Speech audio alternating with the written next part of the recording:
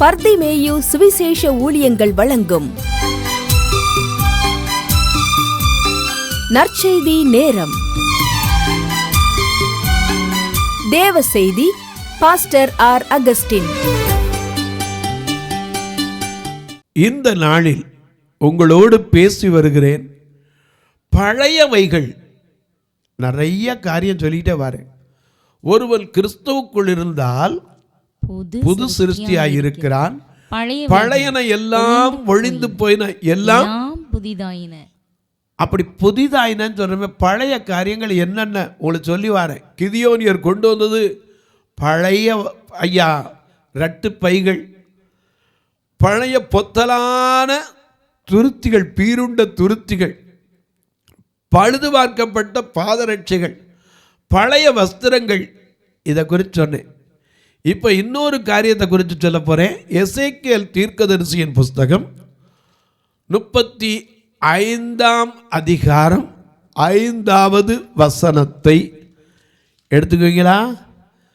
எசேக்கியேல் 35:5. அப்படி எல்லாரும் எடுத்து தேடி எடுக்கிற வரைக்கும் பாடுவோமா? நீங்களும் நானும்.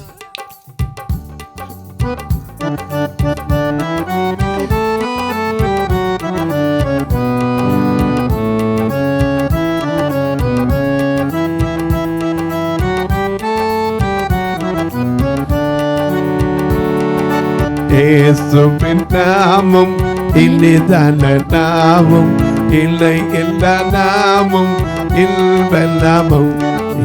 இயேசுவின் நாமம் இனிதான நாமம், இல்லை எல்லா நாமம் இல்ப நாமம். பாவத்தை போக்கும், பயமதை நீக்கும், பரம சந்தோஷம் பரப்பது கழிக்கும். பாவத்தை போக்கும், பயமதை நீக்கும், பரம சந்தோஷம் பக்தது கழிக்கும். இயேசுவின் நாமம் இனிதான நாமம், இல்லை எல்லா நாமம் இல்ப நாமம்.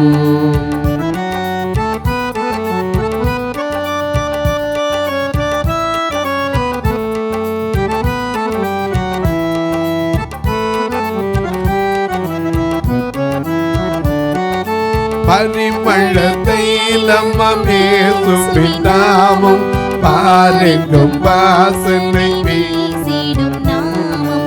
பரிமள தைலமாம் இயேசுவின் நாமம், பாரெங்கும் வாசனை வீசிடும் நாமம்.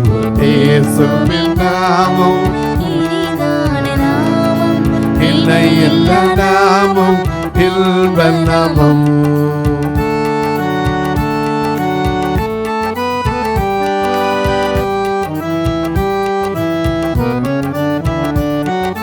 சாத்தானின் சேனையை தீர்த்திட்ட நாமம், சாப பிசாசை துரத்திடும் நாமம். சாத்தானின் சேனையை தீர்த்திட்ட நாமம், சாப பிசாசை துரத்திடும் நாமம். இயேசுவின் நாமம் இனிதான நாமம், இல்லை இந்த நாமம் இல்ப நாமம். எல்லாம் எடுத்திருப்பீங்க. வாசிக்க கேட்போமா? எசேக்கியேல் 35:5. நீ பழைய பகையை வைத்து. நல்ல கவனிங்க. பழைய பகை இன்னைக்கு நமக்குள்ள போயிருக்கா? அதே 25:15 வாசிங்க பார்க்கலாம். 29:15. ஆமாம், 29:15, 25:15. இந்த ரெண்டில் ஒன்றை பாருங்க. ஏன்னா 2 வசனத்தையும் வாசிக்க முடியாது. 29:15 வாசிங்க பார்க்கலாம். அது இனி ஜாதிகளின் மேல் தன்னை உயர்த்தாமல் மற்ற ராஜ்யங்களிலும் அற்பமானதாய் இருக்கும். அவர்கள் இனி ஜாதிகளை ஆளாதபடிக்கு அவர்களை குறுகி போக பண்ணுவேன். குறுகி போக பண்றவர் மட்டுமில்ல, பழைய காரியங்கள் நம்ம குறுகி போக பண்ணிடுது. 25:15 பாருங்க.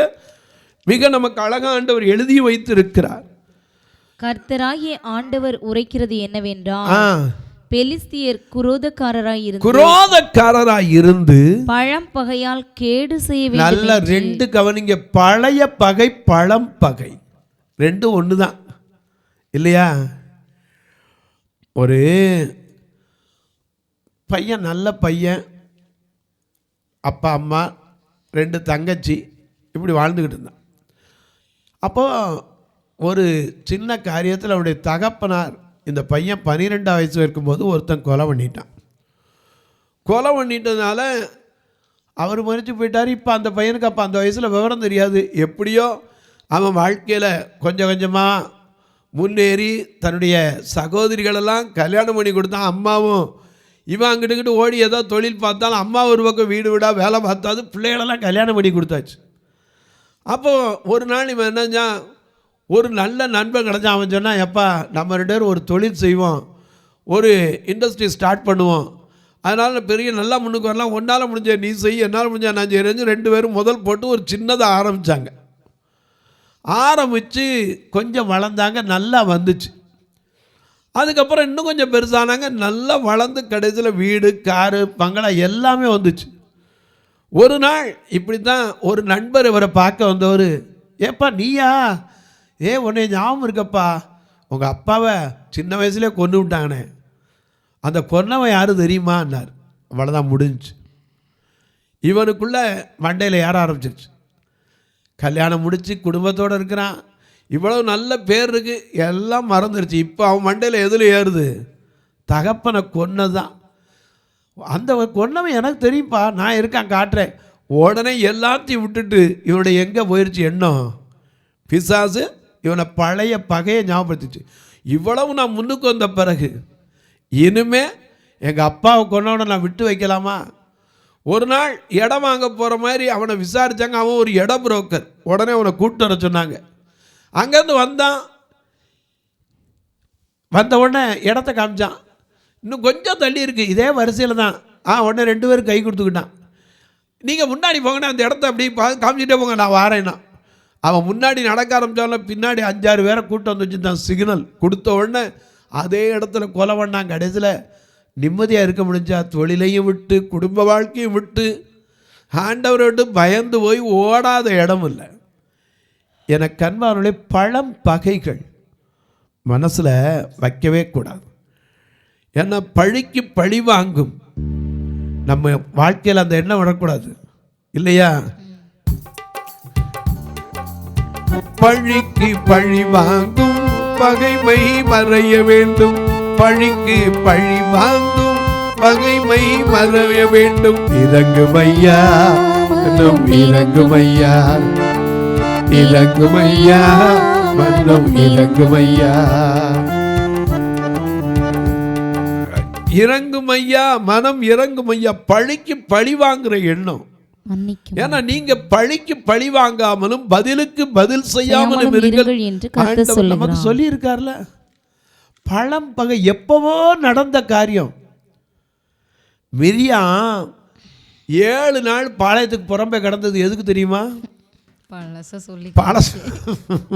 கூட இருந்த தம்பி சகோதரன் அவன் எவ்வளவோ கஷ்டப்பட்டு 40 வருஷம் போய் காத்து கிடந்து ஒண்ணுமே இல்லாம எல்லாம் படிச்சவன், புத்தியெல்லாம் போய் திக்குவாயனா, மந்த புத்திக்காரனா.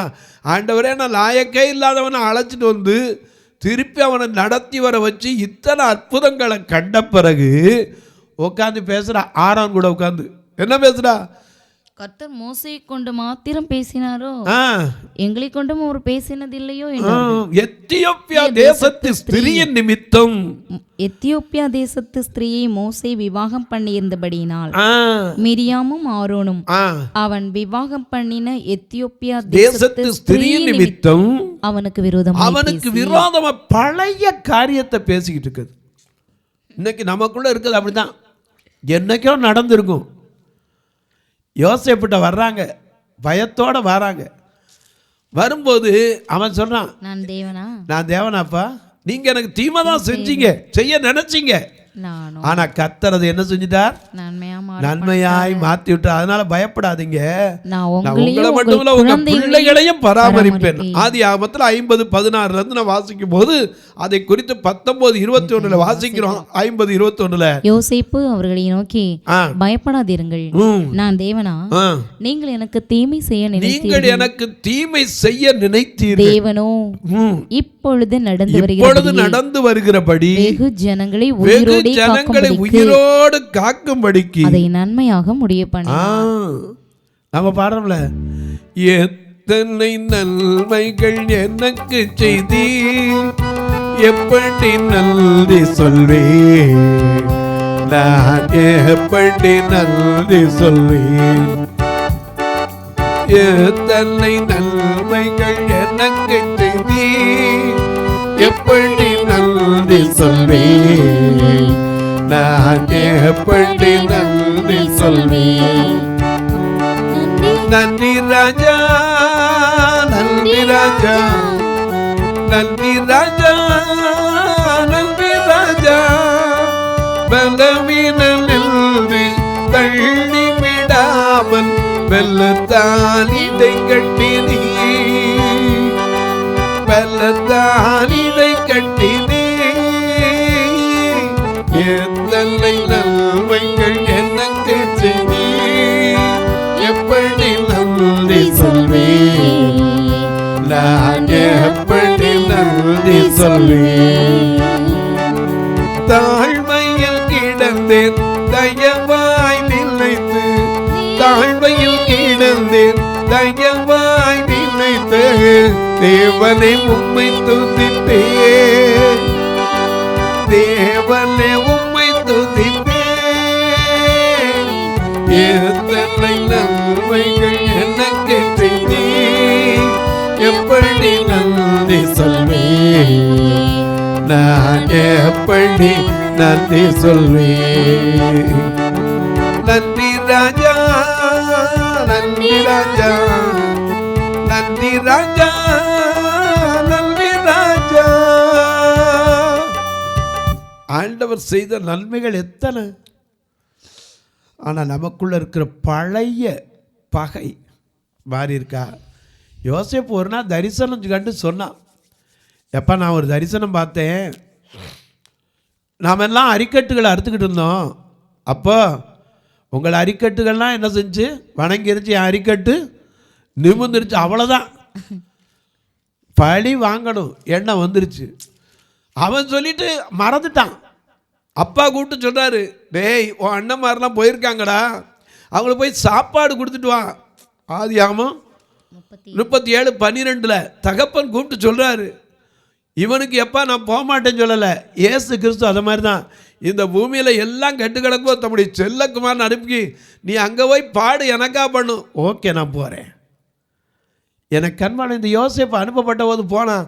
அவன் தூரத்தில் வரும்போதே அவங்களுக்குள்ளே பேசுகிறாங்க, இந்த வர்றான்டா சொப்பனக்காரன், இவனை கொன்று குழியில் ஒன்றில் போட்டு ஒரு மிருகம் அடிச்சிருச்சுன்னு சொல்லுவோம். இவன் சொப்பனை எப்படி நிறைவேறும்? ஆனால் கர்த்தர் செய்ய நினைத்ததை மாற்றினாரா? இல்லையே. பழிவாங்க வர்றவன்ட்ட கூட பகைவருக்கு அன்பு காட்ட வேண்டும். இயேசு அதைத்தான் போதித்தார். உங்கள் சத்துருக்களை, மத்தேயு 5:44 என்ன வாசிக்கிறோம்? உங்கள் சத்துருக்களை சிநேகியுங்கள், உங்களை சபிக்கிறவர்களை ஆசீர்வதியுங்கள், உங்களை பகைக்கிறவர்களுக்கு நன்மை செய்யுங்கள், உங்களை நிந்திக்கிறவர்களுக்காகவும் உங்களை தூற்றுகிறவர்களுக்காகவும் ஜெபம் பண்ணுங்கள். இந்த எண்ணம் நமக்குள்ள வந்துருச்சா? சத்துருக்களை நம்மால சிநேகிக்க முடியுமா? சமாதானம் பண்ணவா? அவங்கிட்டயா நான் போய் பேசவா? அது எப்படி? யார்கிட்டையும் சமாதானம் பண்ண நம்ம ஆயத்தமாக இருக்கணும். ஏன்னா நமக்குள்ளே இன்றைக்கி வந்தாலும் ஆண்டவர்கிட்ட போகும்போது சகலத்தையும் செய்து முடிச்சுட்டு ஆண்டவரே நம்ம சொல்ல முடியுமா? எனக்கு அன்பாருடைய பழம் பகை, அது மட்டும் இல்லை, பழைய வேர். பழம் பகை ஒரு பக்கம், பழைய வேர், பழைய மனிதன். எத்தனை காரியம் இருக்குது ஐயா. பழைய வேர் என்னது? யோபு 14:8 பாருங்க. யோபு 14:8. அதன் வேர் தரையிலே பழையதாகி. ஏன்னா இது எதுக்காக சொன்னா, ஒரு மனிதனுடைய வாழ்க்கையும் மரத்தையும் குறிப்பிட்டு இங்க பேசியிருக்கார். ஒரு மரத்தை குறித்தாகின நம்பிக்கை உண்டு, அது வெட்டி போடப்பட்டாலும் திரும்ப தழைக்கும், அதன் இளங்கிளைகள் துளிர்க்கும், அதன் வேர் தரையிலே பழையதாகி அதன் அடிக்கட்டை மண்ணிலே செத்தாலும் தண்ணீர் வாசனை விட்டா திரும்ப ஜீவன் வருங்கிற எழுதினார். அந்த வேர் பழைய வேர், கசப்பான வேர். ஏன்னா ஜீவன் தருகிற வேர் உண்டு. கொலோசியர் 2:26 பாருங்க, மிக அழகா நமக்கு எழுதி வச்சிருக்கார். வேறு இங்க எந்த வேர் நமக்குள்ள இருக்கணும், புதிய ஏற்பாட்டில் எழுதி வச்சிருக்காரு. ஆகையால் நீங்கள் கர்த்தராகிய கிறிஸ்து இயேசுவை ஏற்றுக்கொண்டபடியே அவருக்குள் வேர் கொண்டவர்கள், அவருக்குள் வேர் கொள்ளணும். அதுதான் முக்கியம். ஏன்னா வேர் பரிசுத்தமா இருந்தா கிளைகள் எப்படி இருக்கும்? பரிசுத்தமா இருக்கும். வேறு போச்சுன்னா என்ன இருக்கும்? நான் அப்பதே ஒரு வேரை சொன்னேன் உங்களுக்கு, நஞ்சையும். உபாகமம் 29:18 இன்னொரு வேரை குறித்து நாம் பார்க்கிறோம். ஆகையா அந்த ஜாதிகளின் தேவர்களை சேவிக்க போகும்படி இன்று நம்முடைய தேவனாகிய கர்த்தரை விட்டு அகலுகிற இருதயம் உள்ள ஒரு புருஷனாகிலும் ஸ்திரீயாகிலும் குடும்பமாகிலும் கோத்திரமாகிலும் உங்களில் இராதபடிக்கு நஞ்சையும் எட்டியையும் முளைப்பிக்கிற யாதொரு வேர் உங்களில் இராதபடிக்கும் பாருங்கள். அது மட்டுமல்ல, இன்னொரு வேர் இருக்கு. 1 தீமோத்தேயு 6:10 பண ஆசை எல்லா தீமைக்கும் வேராயிருக்கிறது. இந்த பழைய வேறு நமக்குள்ள வந்துடக்கூடாது. ஏன்னா கிறிஸ்துவுக்குள் வாழ்ற நமக்கு என்ன துன்பம் வந்தாலும் கலங்கிட மாட்டேன், யார் கைவிட்டாலும் சோர்ந்து போக மாட்டேன்னு சொல்றமே. நமக்குள்ள அந்த ஆசைகள் என்ன செய்யணும்? என்னைக்கு நம்ம ஆண்டவருக்குள்ள வரமோ, கிறிஸ்துவை உடையவர்கள் தங்கள் மாமிசத்தின் ஆசை இச்சைகள் எல்லாம் சிலுவையில் அறைந்திருக்கிறோம். நமக்கு இந்த உலகத்தில் எதுவும் கிடையாது.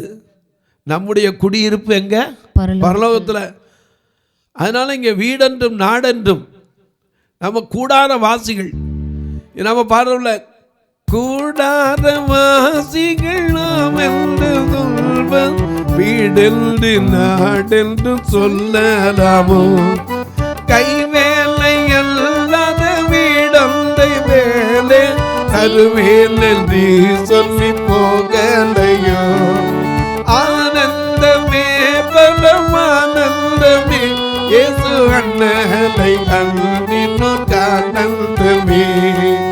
இந்த புவி ஒரு சொந்தமல்ல என்று இயேசு என் தேசம் மொழிந்தவரே, இக்கட்டு துன்பமோ இயேசுவின் சீடர்க்கு இங்கே பல்காய் கிடைத்திடுமே, ஆனந்தமே பரமானந்தமே இயேசு அண்ணனை அன்பினோர் ஆனந்தமே. இந்த புவி நமக்கு என்ன கிடையாது, ஒரு சொந்தம் அல்ல. ஆமா, என் நேசன் சொல்லிட்டு போறால, கூடார வாசிகள் நாம் இங்க வீடென்றும் நாடென்றும் சொல்லலாமோ தங்கலாமோ சொல்லலாமோ, கைவேலை அல்லாத மேல ஒரு வீட்டை தருவேன்னு சொல்லி போயிருக்காரே. நமக்குள்ள பழைய வேர் இல்லையா, பழம் பகைகள், பழைய மனிதர். ரோமர் 6:6 வாசிக்க பார்க்கலாம். ரோமர் 6:6 பாருங்க. ஏன்னா பழைய காரியத்தில் நிறைய இருக்கு. 6:6 நாம் இனி பாவத்துக்கு ஊழியம் செய்யாதபடிக்கு பாவ சரீரம் ஒழிந்து போகும் பொருட்டாக நம்முடைய பழைய மனுஷன் அவரோட கூட சிலுவையில் அறையப்பட்டதென்று அறிந்திருக்கிறோம். பழைய மனுஷன் எங்க போயிட்டான்? சிலுவை. புதிய மனிதன். அப்ப புது மனுஷன்னா நமக்குள்ள புதிய சிந்தை, புதிய ஆசை எல்லாம் இருக்கணும்ல. புது சிருஷ்டி. பழைய மனுஷன் எனக்கு அன்பாருடைய கிறிஸ்துக்குள்ள வரும்போது நமக்கு அந்த பழைய வாழ்க்கையெல்லாம் மாற்றத்தில் வந்திருக்கா. ஆண்டவருக்குள்ள வரும்போது எல்லாத்தையும் சொல்கிறோம். போதகர் கேட்குறார், ஞானஸ்தான தொட்டிகளில் விட்டு கேட்குறார், பழையனெல்லாம் விட்டு விடுகிறாயா, உன் பாவங்களை விட்டு விடுகிறாயா? எல்லாத்துக்கும் என்ன சொல்கிறோம்? பூம்பு மாடு தலையாட்டுறது இது வாயிட்ட சொல்கிறோம். ஆனால் எங்கே பாவத்தை விட்டுருக்குறோம்? என கண்வாருளே வேதம் சொல்லுது, தன் பாவங்களை மறைக்கிறவன் வாழ்வடையும், அவைகளை அறிக்கை செய்து விட்டு விடுகிறவனோ இரக்கம் பெறுவான். ஆமாம், அப்படி இரக்கம் செஞ்ச பிறகு வேசி கூட கையங்களமா பிடிபட்ட கூட சொன்னா, யாரும் உன்னை ஆக்கினக்குள்ளா இருக்கிற தீக்கலை ஆண்டவரே, நானும் உன்னை தீக்கலை, ஆனால் ஒன்று, இனி போய் என்ன செய்யாத, பாவம் செய்யாத. அந்த பாவ வாழ்க்கைக்கு திரும்பி போயிடக்கூடாது. இன்னைக்கு சொல்ல, ஒருவன் கிறிஸ்துவுக்குள் இருந்தால் புது சிருஷ்டியாக இருக்கிறான். ரோமர் 11:16 வாசிக்க கேட்போம். ரோமர் 11:16 வாசிக்க கேட்போம். மேலும் முதற் பலனாகிய மாவானது பரிசுத்தமாயிருந்தால் பிசைந்த மா முழுவதும் பரிசுத்தமா இருக்கும். வேரானது பரிசுத்தமாயிருந்தால் கிளைகளும் பரிசுத்தமாயிருக்கும். மத்தேயு 16:12 அதையும் வாசிங்க. மத்தேயு 16:12 இயேசு சொன்ன வார்த்தை புதிய ஏற்பாட்டில். மத்தேயு 16:12 அப்பொழுது அவர் அப்பத்தின் புளித்தமாவை குறித்து எச்சரிக்கையாய் இருக்க வேண்டும் என்று சொல்லாமல் பரிசேயர் சதுசேயர் என்பவர்களின் உபதேசத்தை குறித்தே அப்படி சொன்னார் என்று அறிந்திருக்கிறோம். பலவிதமான உபதேசம் முறிக்கப்படவே கூடாது. ஏன்னா புதிய ஏற்பாட்டு உபதேசம் எலும்பு மாதிரி. எலும்புகள் முறிக்கப்பட்டுச்சா? இல்லையே. நமக்குள்ள இன்னைக்கு அறிய வேண்டிய காரியம், பழைய வாழ்க்கை மாறி இருக்கா, பழைய சிந்தை மாறி இருக்கா, பழைய செயல் மாறி இருக்கா, பழைய பேச்சு மாறி இருக்கா, நம்மை ஆராய்ந்து பார்ப்போம். என கண்பார்களே, ஆண்டவர் ஆராய்ந்து முடியாத பெரிய காரியங்களும் எண்ணி முடியாத அதிசயங்களும் செய்கிறவர். நம்ம பூமி எங்கும் கண்டிராத, நமக்கு எதிர்பார்த்திராத உண்டு பண்ணி வைத்திருக்கிற ஆசீர்வாதங்கள் கண் காணவும் இல்லை, இந்த காது கேட்டதும் இல்லை, அவையோட செவியால் உணர்ந்ததும் இல்லை. ஆனால் நாம் கிறிஸ்துவுக்குள் இருந்தால் புது சிருஷ்டியாக இருந்தால் நமக்குள்ள இருக்கிற என்னென்ன காரியம் மாறணும். ஏன்னா மிக அழகாக நமக்கு எழுதி வச்சிருக்கார். கலாத்தியரில் என்ன சொல்லியிருக்காரு? ஆவியின் கனிகள் என்று எழுதியிருக்கிறார். அது மட்டுமல்ல, ஆவியின் கனியோ அன்பு, சந்தோஷம், சமாதானம், நீடிய பொறுமை, தயவு, நற்குணம், விசுவாசம், சாந்தம், இச்சையடக்கம். இவைகளுக்கு விரோதமான பிரமாணம் ஒன்றுமே கிடையாது. கிறிஸ்துவினுடைய தங்கள் ஆசை இச்சைகளா இருந்துட்டாங்கன்னா நமக்குள்ள இத்தனை வந்திருக்கணுமே. அந்த கனிகள் கிறிஸ்துவுக்குள்ள இருந்தா உங்கள் கவலைகள் எல்லாவற்றையும் குறித்து ஸ்தோத்திரத்தோடு கூடிய ஜெபத்தினாலே அவருக்கு தெரியப்படுத்துங்கள். மனுஷன் சொல்லக்கூடாது. யார்கிட்ட சொல்லணும்? தேவனுக்கு தெரியப்படுத்துங்கள். அப்பொழுது எல்லா புத்திக்கும் புத்தி, சொந்த புத்தி, சொல்லி கொடுக்கிற புத்தி, கடன் வாங்கின புத்தி, அயலாம் சொல்லி கொடுத்த புத்தி, அதெல்லாம் விட எல்லா புத்திக்கும் மேலான தேவ சமாதானம் உங்கள் இருதயத்தையும் உங்கள் சிந்தைகளையும் காக்க கடவுது கிறிஸ்து இயேசுவுக்குள்ளாய் காத்துக்கொள்ளும். ஆமா. தொலைக்காட்சியில் பார்க்கிறவர்களே, ஒரே ஒரு கேள்விதான் அந்த அம்மா கேட்டாங்க. என்ன கேள்வி? புது சிருஷ்டினா என்ன, பழைய நன்னா என்ன, ஒழிக்கிறதுனா என்ன? இந்த செய்தியை கேட்டிருக்கீங்க. நீங்கள் விரிகுளம் உள்ளதுன்னா போய் வீட்டில் உட்காந்து என்ன செய்வீங்க? அசை போடுவீங்க. இதில் எத்தனை இன்னும் இருக்குது? கிட்டத்தட்ட ஒரு 6-7 காரியம் சொல்லியிருப்பேன். ஏன்னா பழைய பை, பழைய பொத்தலான பீரிப்போன துருத்திகள், பழம் பாதரட்சை, அது மட்டும் இல்லை, இன்னும் பழைய மனிதன், முற்காலம், பழைய காலம், இந்த காலம், பழைய வேர், பழைய புளித்த மாவு, இதை பற்றி பல காரியத்தை உங்களுக்கு சொல்லியிருக்கேன். இதை உட்காந்து அசை போட்டு பாருங்கள். நம்முடைய வாழ்க்கை மாறி இருந்தால், ஒருவன் கிறிஸ்துவுக்குள் இருந்தால் அவன் எப்படி இருக்கான்? புது சிருஷ்டி. பழையனையெல்லாம் ஒழிந்து போயிரு. தொலைக்காட்சியில் பார்க்குற என் அன்பு மக்களே, இந்த நிகழ்ச்சியை நாள்தோறும் பார்க்குறீங்க, கேட்குறீங்க, பரவசம் அடைகிறீங்க. ரொம்ப நல்லது. இதற்காக ஜெபிக்கிறீங்களா? இது தொடர்ந்து வர்றதுக்கு பொருளாதார தேவை சந்திக்கப்படும். ஜெபம் பண்ணுங்க. எங்கள் சபையோ 2 பார்வையற்ற மக்கள் தங்கியிருக்கிற சபை. திருநெல்வேலிலாம் பார்த்தீங்கன்னா உள்ளே தங்கியிருக்கிறாங்க. கண்ணுதிராக மட்டும் இல்லை, கால் கூட சிலர் பாதிக்கப்பட்டவங்களும் தங்கியிருக்காங்க. இவங்களுக்கெல்லாம் எனக்கு ஒரு ஆசை, 2-3 வீல் சேர் வாங்கி போட்டால் என்னன்னு. 2-3 வாக்கர் வாங்கி போட்டால் என்னன்னு. எத்தனையோ பேருக்கு எவ்வளவோ கர்த்தர் ஆசீர்வதித்திருக்கிறார். இப்படி நடக்க முடியாதவங்களுக்கு கொஞ்சம் கையை திறந்து பாருங்க, கர்த்தர் அதற்கேற்ற பலனை கொடுப்பார். தங்கி இருக்கிறது ஒரே ஒரு ரூமு, ஆட்கள் நிறையா, இன்னொரு அறை கட்டணும், அதற்கென்று ஆண்டவர் எழுப்பி தரணும். மதுரையில் இருக்கிற ஆலயத்தில் ஞானஸ்நான தொட்டி 20 வருஷம் ஆச்சு, அதை புதுப்பிக்க 80,000 ரூபா. அதில் தண்ணி தேய்க்கினா 10 நிமிஷம் கூட நிற்காது, தண்ணி அப்படியே பூமிக்குள்ளே போயிடும். ஏன்னா அவ்வளவு நாளாகி அந்த டைல்ஸ் எல்லாம் போய் நிற்குது, அதை சரிப்படுத்தணும். இதற்கென்று கர்த்தர் சிலர் எழுப்ப ஜெபிங்க.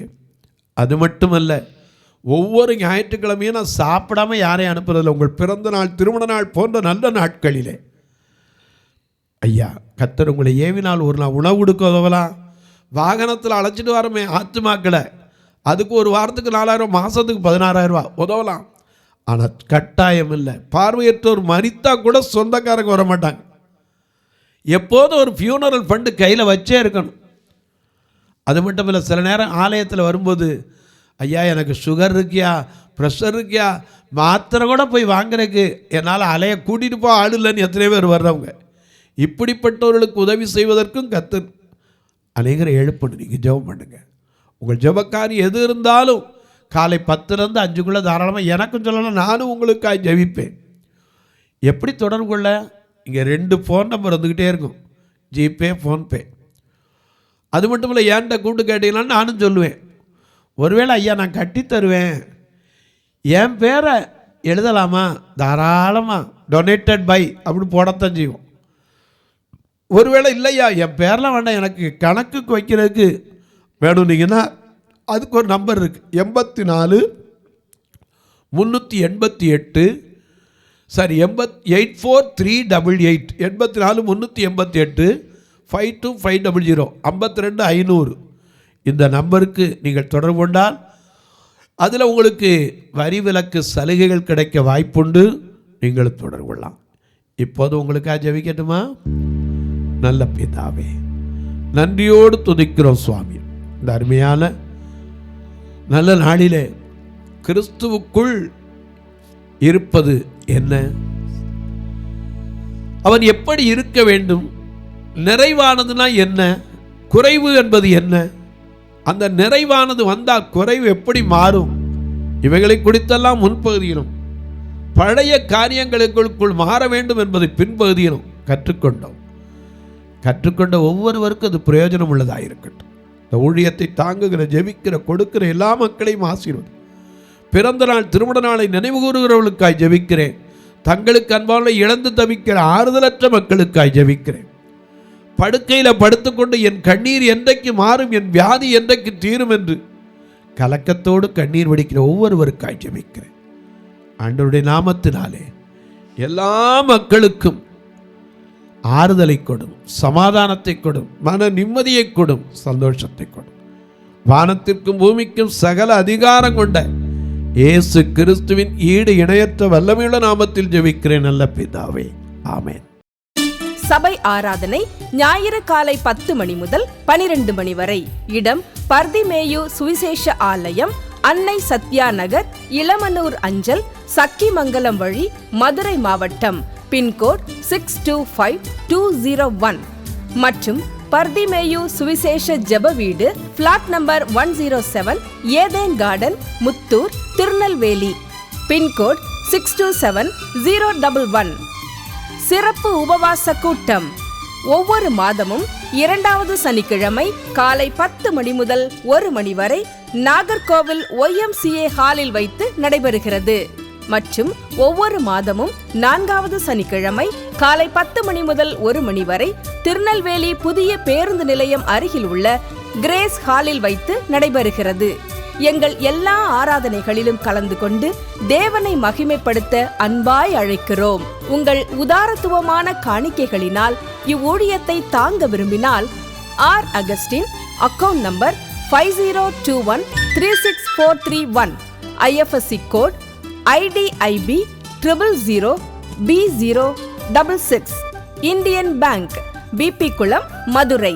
ஜிபே நம்பர் 98421819117, BGM மினிஸ்ட்ரீஸ் மற்றும் 9442559772, பிளைண்ட் மினிஸ்ட்ரீஸ் அகஸ்டின்.